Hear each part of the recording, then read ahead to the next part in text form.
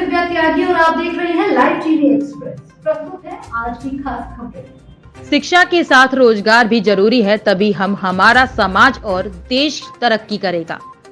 अपने इरादे मजबूत रखो और मेहनत लगन से मंजिल हासिल करो। एक खास चर्चा प्रोफेसर विधायक पूर्व कैबिनेट मंत्री शिवाकांत ओझा जी से हरिकेश चौरसिया के साथ। नमस्कार, मैं हूं हरकेश चौरसिया और आप देख रहे हैं लाइव टीवी एक्सप्रेस। जैसा कि आप जान रहे हैं, पूरे देश भर में अमृत महोत्सव मनाया जा रहा है और इस अमृत महोत्सव में हर व्यक्ति राष्ट्र को सलाम कर रहा है, राष्ट्र के नाम एक समय दे रहा है और तिरंगा झंडा लगा रहा है, भारत माता की जय कर रहा है। ऐसे में हमारा चैनल लगातार उन लोगों के संपर्क में है जो जनता को संदेश देना चाहते हैं, अपने संघर्ष की कहानी कहना चाहते हैं और राष्ट्रीयता में शामिल होकर हर व्यक्ति को राष्ट्र की तरफ ले जाना चाहते हैं। आज मैं जिनसे मिल रहा हूं, जिनके साथ बैठा हूं, वो बात करें उनके बारे में तो उनके जो संघर्ष उनका रहा है, अगर उनकी तारीफ़ करें तो सूरज को दिया दिखाने के स्वरूप होगा। फिलहाल मैं उनके बारे में बताना चाह रहा हूं। अध्यापक रहे हैं, समाज सेवी रहे हैं और 5 बार विधायक रहे हैं, 9 साल तक मंत्री पद पर, कैबिनेट मंत्री पद पर रहे हैं। संघर्ष तो किया है, लेकिन जो सबसे अच्छा दिया है उन्होंने प्रतापगढ़ जिले को, वो उन्होंने दिया है शिक्षा। अध्यापक रहे हैं तो शिक्षा के मर्म को जानते हैं, तो शिक्षा की एक लंबी श्रृंखला तैयार की है पूरे जनपद में। हम उन्हीं से बात करते हैं। आइए बात करते हैं पूर्व मंत्री शिवाकांत ओझा जी से और जानते हैं कि क्या इस बार का संदेश है जनता के लिए और वो क्या कहना चाहते हैं। सर, 15 अगस्त की बहुत बहुत बधाई मेरे चैनल की तरफ से। बहुत बहुत धन्यवाद आपको भी, आपके पूरे चैनल को। और बधाई इसलिए भी विशेष रूप से कि अमृत महोत्सव का वर्ष है ये। हम आज़ादी के 75 साल पूरा कर लिए। एक लंबा समय भी हो गया, लेकिन किसी राष्ट्र के निर्माण में 75 साल कोई बहुत लंबा समय नहीं होता है। और 75 साल में हमने बड़ी प्रगति भी की है और राष्ट्र ने अपनी हैसियत दुनिया में स्थापित भी की है। और आगे भी माननीय मोदी जी के नेतृत्व में जो राष्ट्र स्वावलंबी राष्ट्र बन रहा है, संभवतः आने वाले कुछ दिनों के भीतर हम दुनिया के एक महानतम राष्ट्रों में से एक हो जाएंगे। जो प्रयास है उससे तो राष्ट्रीयता एक हो ही रही है। मैं अब आपसे बात करूंगा आपके संघर्ष के जीवन के बारे में और जनता से आपकी बातें, आपका जो जीवन है वो ले जाऊंगा ताकि प्रेरणा ले सके यहाँ के क्षेत्रवासी। मैं मूल रूप से तो एक H.N.. Bahuguna PG college Lalganj में है, उसी में पॉलिटिकल साइंस का लेक्चरर होके आया था। बाद में रीडर और हेड ऑफ डिपार्टमेंट होकर के मैंने BRS लिया, लेकिन उसके साथ साथ मैं बाल स्वयंसेवक भी रहा हूँ। तो मेरे मन में था कि किसी भी राष्ट्र निर्माण के लिए शिक्षा बहुत ज़रूरी है और ऐसी शिक्षा जो संस्कार भी देती हो, जो रोजगार भी देती हो। संस्कार और रोज पर शिक्षा के लिए हमने संस्कार के लिए तो हमने 2 शिशु मंदिर, विद्या मंदिर खोले। गांव में एक बाबा जी के नाम से अपने एक इंटरमीडिएट गर्ल्स कॉलेज खोला, और तो कोई एजुकेशन होगा। और यहाँ लालगंज में इस समय रज्जू भैया विश्वविद्यालय के सब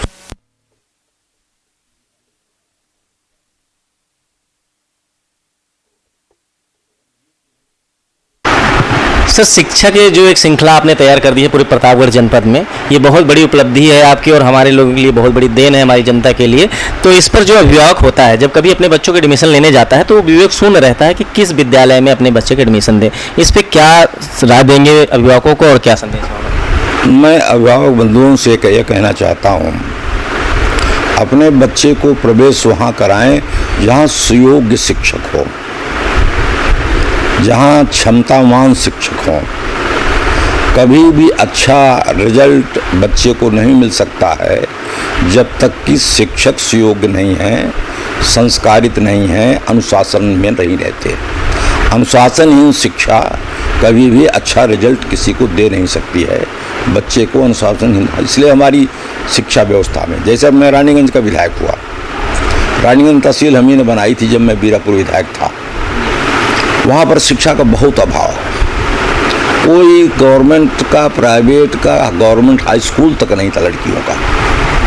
वहाँ बनाया हमने गवर्नमेंट पीजी कॉलेज स्वामी करपात्री जी महाराज जी के नाम से बनाया हमने। इसके अलावा हमने अपना डिग्री कॉलेज एक बनाया माँ कुंती देवी के नाम से। आज वहाँ भी 6000 बच्चे।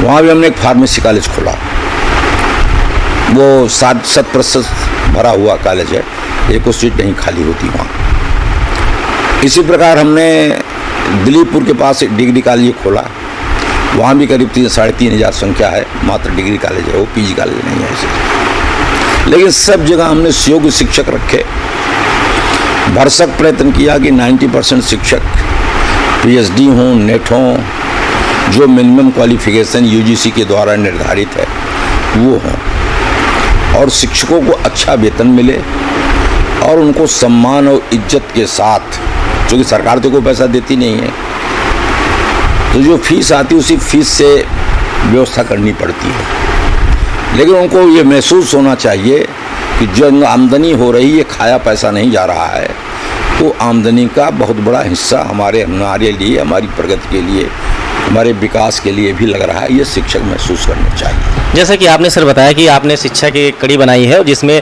मेडिकल से संबंधित शिक्षा भी दे रहे हैं और बहुत सारी शिक्षाएं आपने डाली हैं, लेकिन फिर वही बात आती है, ग्रामीण क्षेत्र है, कस्बा है छोटा सा, तो लोग फीस को लेकर चिंतित होते हैं, या फिर जो बाहर की शिक्षा है उसमें और आपके यहाँ की फीस में कोई अंतर है? अब शहर की फीस तो और हमारी फीस में तो ज़मीन आसमान का अंतर है। हम लोगों की फ़ीस तो काफ़ी कम है। शहर में हमारे बड़े बेटे हैं, उनका बेटा है, क्लास चले न चले पूरे कोरोना काल में फ़ीस लगी, और इतने नहीं, दूसरे बस कोरोना काल में फ़ीस बढ़ा करके देना पड़ा। 14-15 हज़ार, 20 हज़ार रुपये महीने फ़ीस लेते हैं।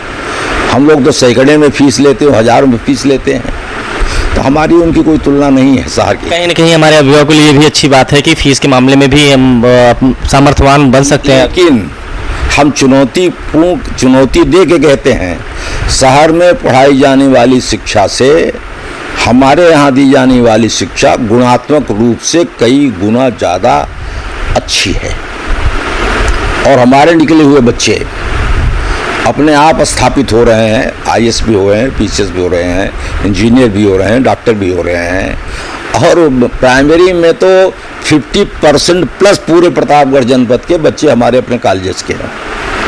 ये बहुत बड़ी उपलब्धि है सर आपकी, और आपका जो यहाँ प्रयास है वो बहुत बड़ा है।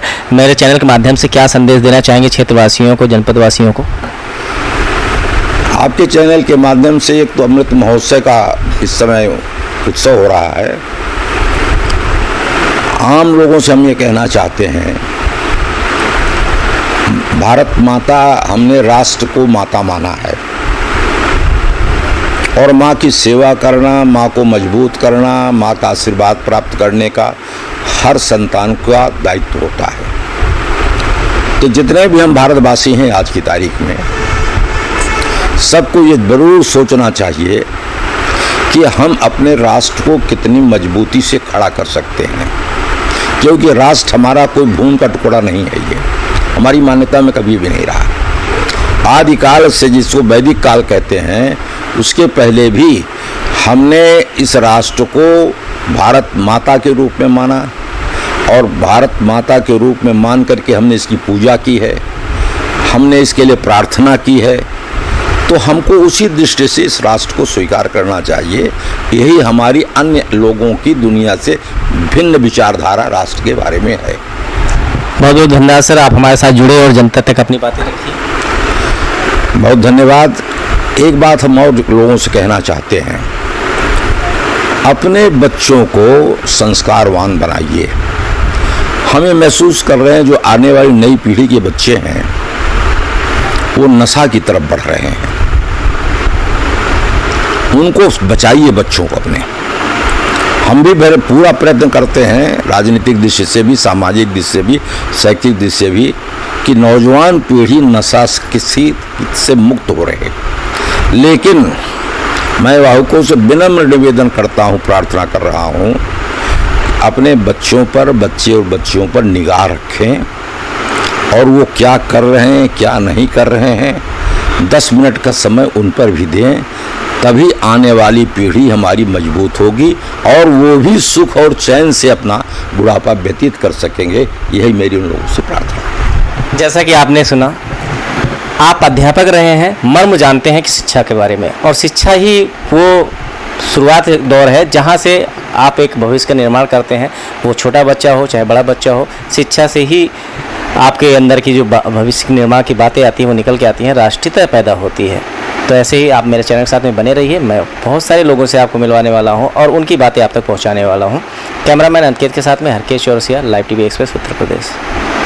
ऐसी ही सच्ची और बड़ी घटनाओं से जुड़े रहने के लिए जुड़िए लाइव टीवी एक्सप्रेस से, ताकि हम आप तक सटीक और सही खबर समय पर पहुंचा।